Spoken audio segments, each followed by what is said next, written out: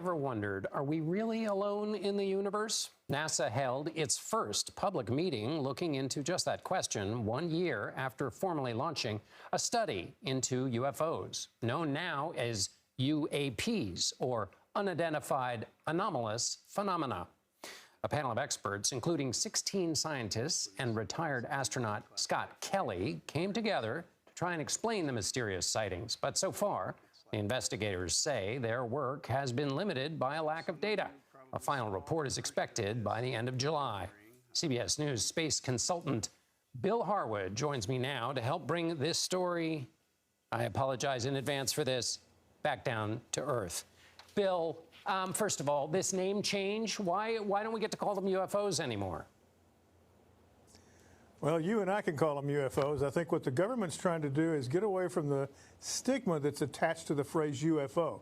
You know, when you hear that, you know, you think Roswell, you think E.T., Area 51, all these stories from the 50s. There's really a stigma attached to it. You know, the science community simply doesn't take it seriously, and a lot of people in the public don't take it seriously. So they do want to take it seriously. They do have unexplained phenomenon that there's no easy explanation for. They want to approach it scientifically, and they want to do it without a bias. And so the UAP name they've given it, it's intended to do just that, to be more objective about this and to get away from that UFO stigma, I'll call it. And so what have they discovered so far, Bill? Well, just what you said. The problem is the data. You know, they have about 800 sightings of things over the years that kind of defy easy explanation.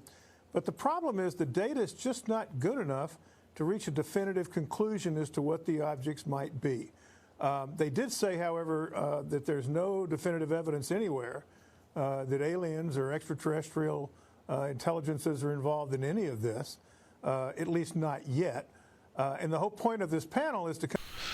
So you just heard from NASA, right? Yeah, there's no such thing. We don't have any evidence. We don't have any data. We don't have any evidence, right? As far as we know, there's no such thing as UFOs. There's no such thing as aliens. There's, you know, et cetera, et cetera. You know, when they say UFOs, they just mean the alien craft, right? I'm about to show you. Now this was about 48 hours ago. Let's take a look at something that just happened, right? Showing that these people are losers and liars, right? Let's take a look at something. They are now called officially unidentified aerial phenomena. This is a year after launching a study into unexplained sightings. And now tonight, a worldwide TV exclusive you will only see right here on News Nation.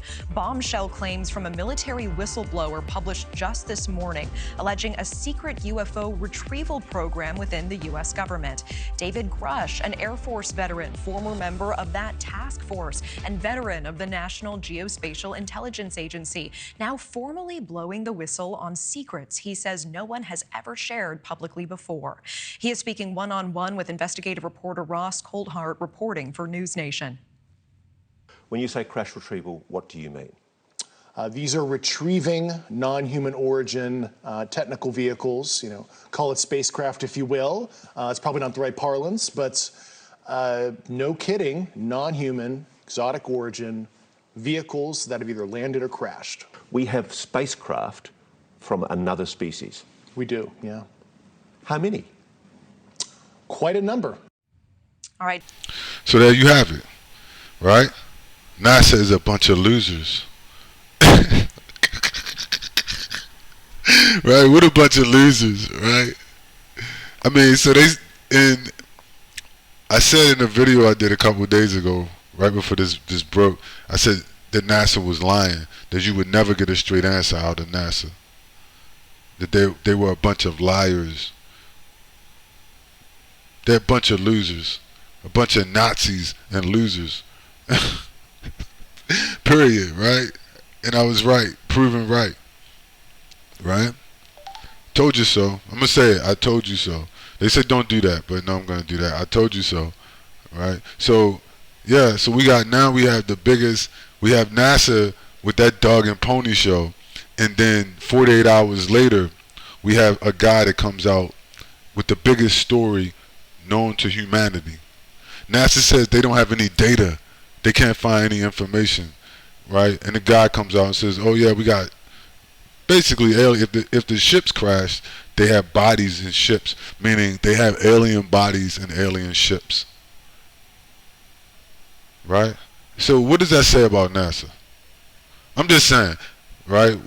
This is 48 hours apart, these two reports. Right?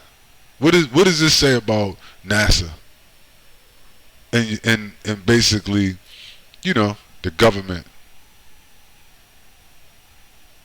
Particularly when it comes to aliens and UFOs, extraterrestrials.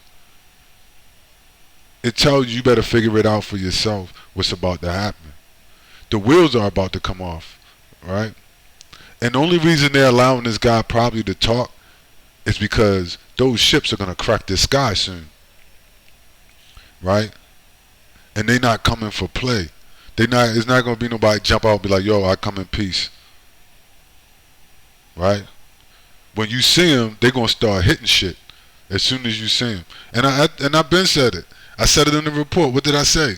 They're here. They're walking around in Walmart. They're up in the sky. They're cloaked. Boom, boom, boom. Et cetera, et cetera. 48 hours later, he comes out and does this. But anyway, stay tuned. That's all I got.